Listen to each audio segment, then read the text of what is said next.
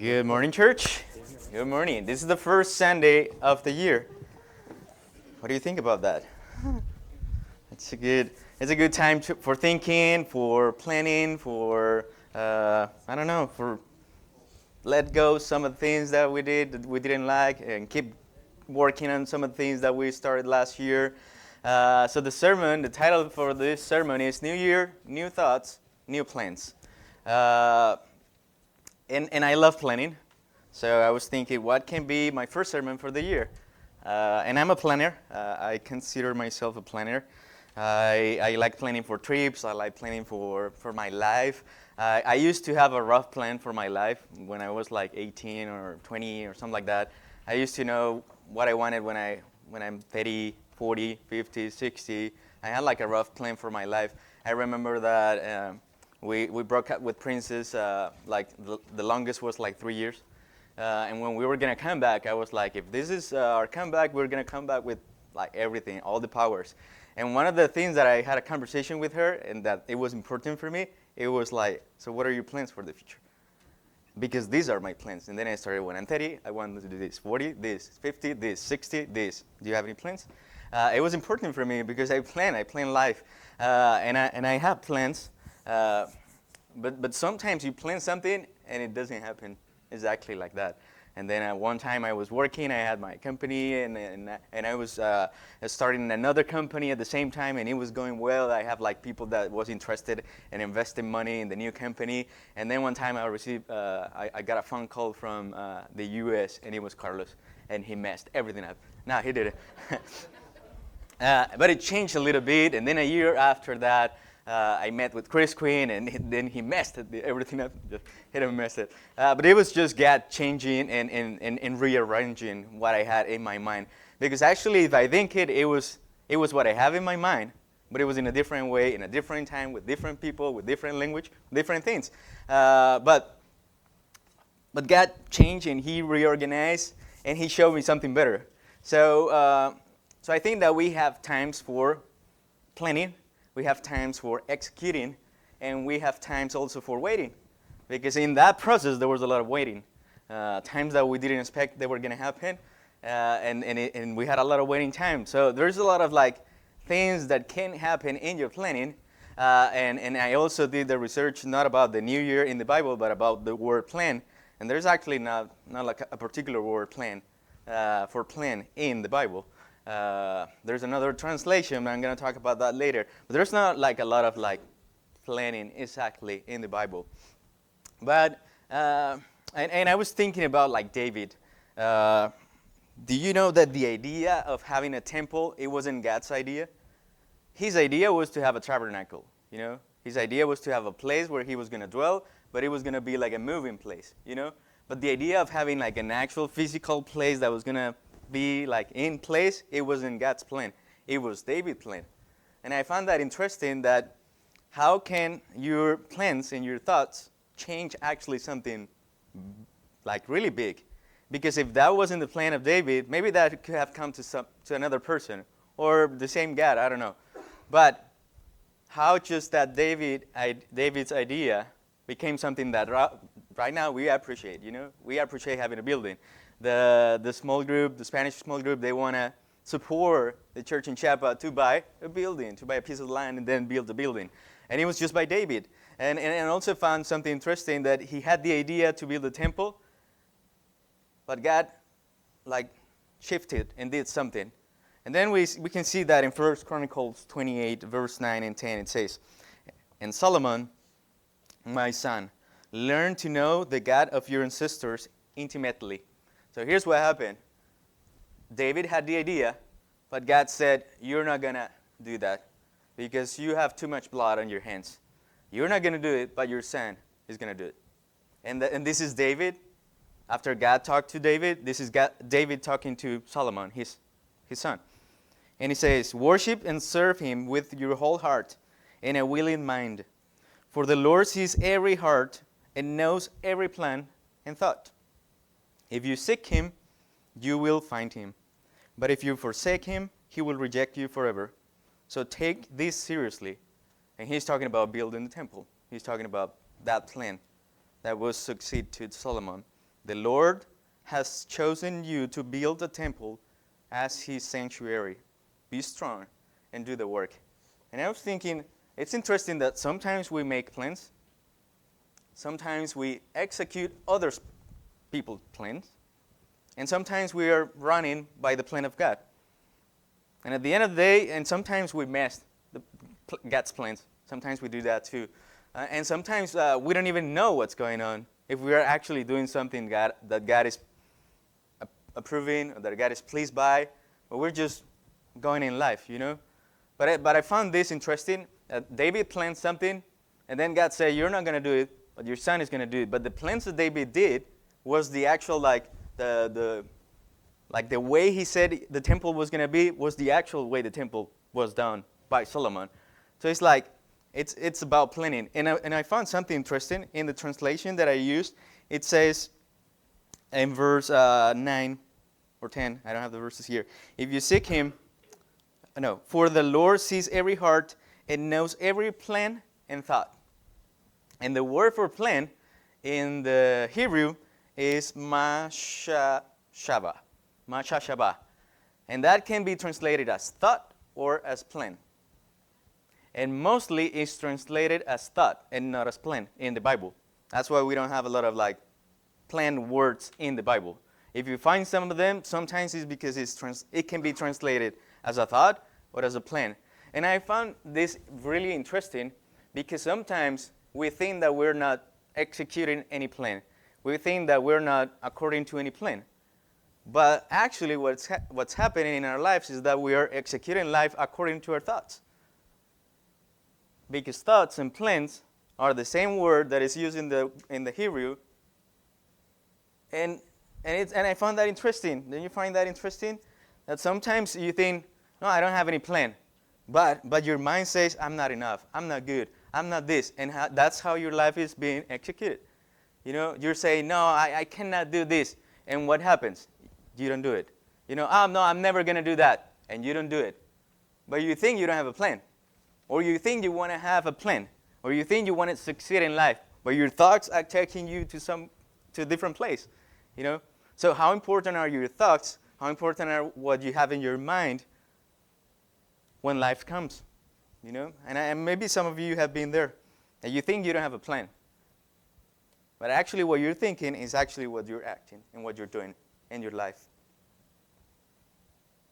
And how our thoughts can become what we do. That's something interesting to think about. You know, whatever thought you have, you know, it can be good, it can be bad, it can be diminished, it can be selfish, it can be in whatever way. It can be in so many directions, you know. And in Isaiah 55 verse 8, it says, my thoughts are nothing like your thoughts. And this can be translated as, my plans are nothing like your plans. You know, my thoughts. Here is the Lord talking to the people of Israel. And the people of Israel were in captivity at that point. And God is saying, my thoughts are nothing like your thoughts, says the Lord. And my ways are far beyond anything you could imagine. For just as the heavens are higher than the earth, so my ways are higher than your ways, and my thoughts higher than your thoughts. And here is we can see how God is telling them, you can have your plans, but my plans are higher. You know, and he had a better plan for the people of Israel and for us. But they messed up, and we're messing it up. But his plan still continues, and he has wonderful things for us. Even if we think about it, even if we don't think about it, he has wonderful things for us in place. He has wonderful plans for us, even if life seems difficult right now. Even if everything doesn't make sense, even if it looks like that God is giving a best plan for another people, for another family, and is giving me not a good plan. Even in the midst of all that, God's plans are higher than what we can think or imagine. My thoughts are nothing like your thoughts, says the Lord. And that's also important because I'm saying that sometimes we execute life according to our thoughts because we don't have plans. But God says, my thoughts are higher than your thoughts. So if you want to find a good plan for your life, try to find out what are the thoughts of God about you. What are the thoughts that God has about you? What are the thoughts that God has for your life? What are the thoughts about you right now? What are the thoughts about God for your future? That could be something interesting. We normally focus on ourselves and the people around us. And God can work through that. God can work through myself. God can work through other people. But it will be interesting if instead of focusing on us, we try to think about what is God thinking about? What is in his mind or head or heart? I don't even know if he has all that, but what is he thinking about? So I can grasp that and believe in that, because that's something that happens. We may know what he thinks about us or what he has for us, and we can turn to say like, no, that's not for me. I don't think that's true. That I'm like that, like I'm that good? No, that's not true. That I can do that? No, I don't think so. That's not for me. When I was in the process of coming here, at some point I thought that, like, I'm not the right person, And God probably was telling me at that point, my thoughts are higher than your thoughts, Danny. And how many times have you been in a place where you think, no, that's not for me. No, that's for other people. You don't know what I have done. You don't know where I'm at. You don't know what I'm thinking. You don't know what I'm doing by myself. My thoughts are higher than your thoughts. Jeremiah 6:19 says, Hear, O earth, see, I am bringing much trouble upon these people. It is the fruit of their plans, because they have not listened to my words, and they have turned away from my law. How many times we're in a difficult situation and we're going through difficult times and rough times, and what's going on is that we are harvesting the fruit of what we have thought or planned before. And maybe we're mad at God and we're complaining and all that, and the consequence of where we are in the place that we are right now is because of what we have been doing. That's why he says, it is the fruit of your plans while you're there. It's the consequences of your actions and decisions while you're there. Because you have not listened to my words. Because he said in Isaiah, my thoughts are higher than your thoughts. That means that his words are higher than any of your words. Whatever you think about yourself, whatever you think about life, God's words and plans and thoughts are bigger than whatever you can think or imagine. And whatever you can think, you can do or imagine. And part of my plan, I thought about me like preaching worldwide when I was like 60. That was part of my plan. But it wasn't part of my plan like preaching you January 5th, 2025 to a crowd of people in California. It wasn't part of my plan. And I could have thought, that's not for me. And God is saying, you're not listening to my words. My plans and my thoughts are higher than your plans and your thoughts. Either you believe it or not, that's a fact. That's true. That's reality. That's not going to change. You do it or not, that's a different story. You can make your own decisions. But it doesn't matter what you choose to do. His thoughts and his plans are higher anyway and better than something you can think or imagine. Proverbs 21:5 says, good planning and hard work lead to prosperity, but hasty shortcuts lead to poverty. Good planning and hard work lead to prosperity. So, and it's also about the idea that we're not saying that because God's plans are higher, then we don't have to plan anything.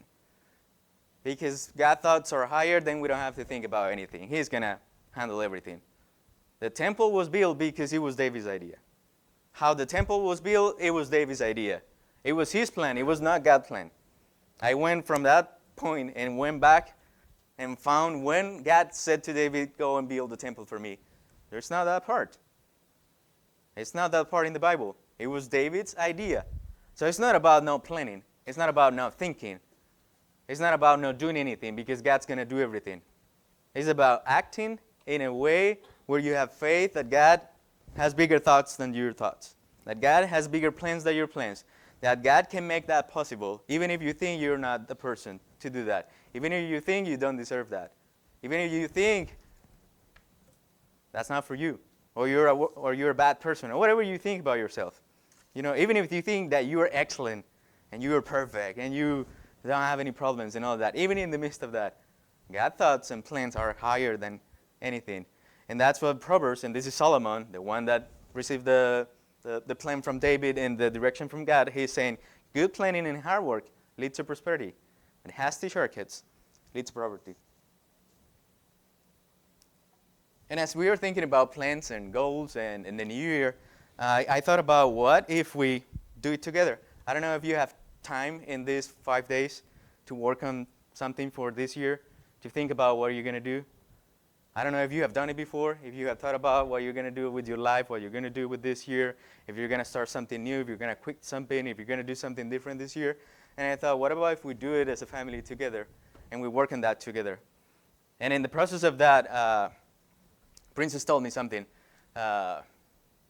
Princess said, when we're talking about plans and all that, when we set like goals, the problem is that if we focused on the goals, at the end of the year when we look back and we say we didn't do the goals, then we feel frustrated.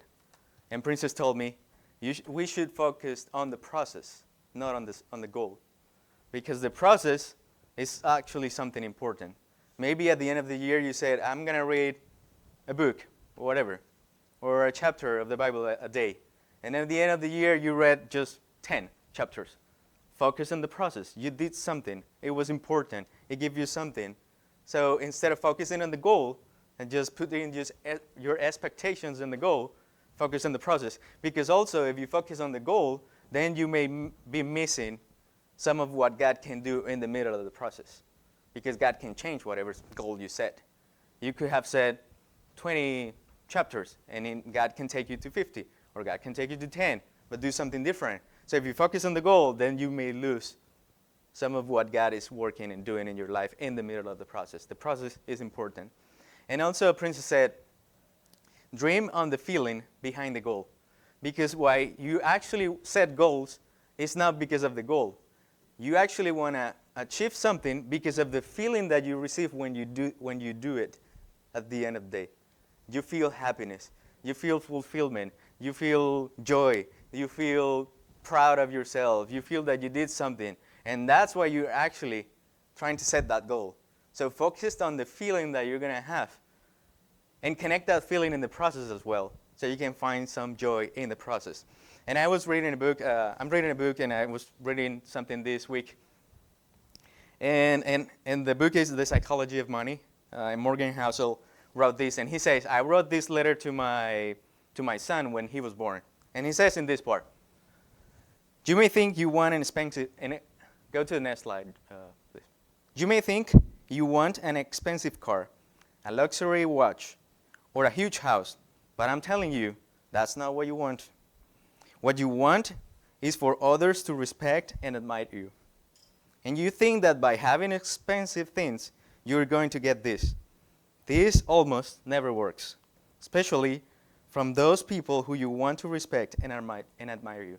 And I was listening to that, I was like, that's something that makes sense for my sermon. Because think about that. Sometimes you want to do things, and sometimes you want to do those things just because you want people to respect you. Just want to do those things because you want people to admire you. You just want to do those things because you want people to love you and to feel that you're loving them. And you're doing it to please other people. And this is not a Christian book, but I found it interesting that he wrote that to his son. And he's like, this is not... Let me tell you, you're doing it because of that. Let me tell you, that's not the truth. You're doing it because you want this. You don't want a huge house because you want a huge house. You want a huge house because you want to impress other people. You don't want an expensive car because you want it for yourself. You want an expensive car because you want people to respect you when they see you driving an expensive car. So think about that when you're planning and when you're thinking about what you're going to write right now. So I'm going to give you a paper, and you're going to have two papers. The first one, go to the next slide, please. This is my template that you can use. The first, it says, I release myself from. So the things that you don't want to do, that you did last year, that you have been doing, that you know are not good for you, that you want to take away from your life. You can write those. And the other one says, I welcome. So it's like, what do you want to introduce yourself this year? What do you want to start doing? Then I want you to think about a Bible verse. You can search in your phone. You can go to the Bible. You can fill this out later if you don't have that right now. A word or a phrase for this year. Some people use a phrase. Some people use a word. Think about something that will encourage you through the year. And when you go to good times, you remember that word or phrase. And when you go through difficult times, you remember that word or that phrase. The next one is about habits. I think I'm going to preach about habits. We need to know how to build habits and maintain habits. But think about new habits that you want to have. Then the other one, on the right side, it says, how am I going to love God? What kind of things you can do to improve your relationship with God? What kind of things you can do to love God in a better way? How can you love God with all your heart, soul, mind, strength? The next one is, how am I going to love people? What actions are you going to do to love people? To actually love people and do something for people? How am I going to make disciples? That's a good question. Think about that. And then the last two are a reflection of your state right now. The first one is, how am I today? I want you to think about how you're feeling today. And this is for you. You don't have to come here and share it. So if you're feeling sad, just write sad. If you're feeling desperate, anxious, whatever you're feeling, good, joy, whatever, you can write it down. And then the last one is, how do I want to be at the end of the year? So maybe your state right now is different than how you want to end the 2025. And I want you to think about that. And then there's another one, a little one that you have. And this one, it says name, because this one I want you to give it back to me. And I want to know who's writing. And then the first one is, the church should. What do you think the church should do in 2025? It can be one thing. It can be several things. I want to know what's in your mind and your heart and your thoughts and your plans about the church. So I want you to write, what do you think the church should be doing this year? And then, because it's easy to say, the church should do this and that and that, I want to say, how are you going to help to do that? Or to do something. I also want you to think about, how are you going to help? So I'm going to give you 10 minutes to do these two documents. And if you want to write something different, you can just turn the page and write whatever you want. If you have a different idea, if you do it in a different way. This is just a template, and this is just to give you time at church to set goals, to think about the 2025, to think about the future, to think about your present, and to think about what you're going to do. And have in mind that God said, my thoughts are higher than your thoughts. My plans are higher than your plans. But He's not saying don't plan. So, let's start. Okay. I guess some of you enjoyed the time. Some of you were like, that's not for me. Whatever you thought, whatever you're thinking, it may become your plan. Sometimes it's good to write it down. Sometimes it doesn't matter. But I hope you have enjoyed this time. I thought about this time as a family and having that time together. Sometimes we're so busy, even at church, that we don't have time for sitting down, thinking, planning, doing things like that. So you can keep the big one. That's for you. And you can give me the little one, little paper. A few more things I want to say before I end. Proverbs 16, verse 1 to 3 says, we can make our own plans, but the Lord gives the right answer. People may be pure in their own eyes, but the Lord examines their motives. Commit your actions to the Lord, and your plans will succeed. So we were planning, but have in mind that we can make our own plans. We can make any plans, but the Lord gives the right answer. Commit your actions to the Lord, and your plans will succeed. And I think that's actually something important, that if we have in mind, it will change something that we have been doing or that we want to do. Because it says that our plans will succeed if we commit our actions to the Lord. Maybe sometimes the plans don't succeed because our plans, like selfish plans or plans that doesn't have God in mind or doesn't have people in mind, I don't know, or plans that are not good for me, but I think they're good for me. That's why I want that. But sometimes those things are not good for me, and God will have the right answer. We can make our own plans, but the Lord gives the right answer. Commit your actions to the Lord, and your plans will succeed. And then one more verse. James 4:13-15 says, "Look here, you who say, tomorrow, today or tomorrow, we're going to a certain town, and I will stay there a year. We will do business there and make a profit. How do you know what your life will be like tomorrow? Your life is like the morning fog. It's here a little while, and then it's gone. What you ought to say is, if the Lord wants us, we will live and do this or that." James is not saying don't plan. James is not against planning. What James is saying, if you're planning, plan and say, if the Lord wants me to do this, then I will do it. Because the problem is sometimes I say, I want to do this, and I don't want to hear that God says no. Because this is what I want. You know? This is the person that I want. I don't want to talk to anybody that says no. That's not the right person. Because that's the person that I want. And sometimes I have found people that they don't want to talk to me because they know what they're going to hear. And sometimes we don't want to hear that. We want to just hear, yes, go, do it, keep doing it, yes, yes. And we don't want to hear the no. Or we don't want to hear the yes when we're saying, no, that's not the best thing for me. You know, sometimes we're planning big and big and big, and we don't want God to say, you don't have to plan big, plan small. No, we want to plan big. We want to aspire. We want to, increase and all that. And it's like if God doesn't want that for you, you know? What you ought to say, if you're planning, whatever you're thinking, is if the Lord wants it, then it will happen. Then I will do this, and I will do that. So sometimes we plan things, and sometimes it comes in different results. And I have an announcement to say this morning. And the announcement is that Wayne the third was going to come here this week. He's not coming. At least not for now. But he's not coming. He has some personal motives and reasons for him to say that he's not coming anymore. And we planned that. It was a planning. It was a time that we spent planning. And he said no. God is maybe saying no, but he's in control. His thoughts are bigger than our thoughts, are higher than our thoughts. Now we don't know, because I just got the news on Friday, so it's been 2 days. So we may be in situations where we're planning and planning and planning. We come to something that happened, and we're like, so now we're back to zero. But who knows? God's thoughts are bigger and higher than us.